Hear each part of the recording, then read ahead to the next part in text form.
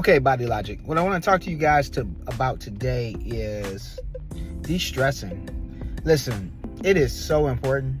Like, I cannot reiterate how dangerous stress is in relation to overall health. But right now, let's talk about work stress, right? So we went to work, right? And then we came home, and then we, dealt with the kids. And the thing is, whenever you're in a situation where you're having these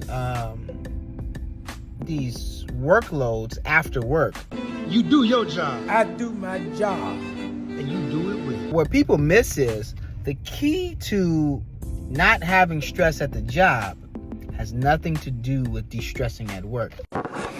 What?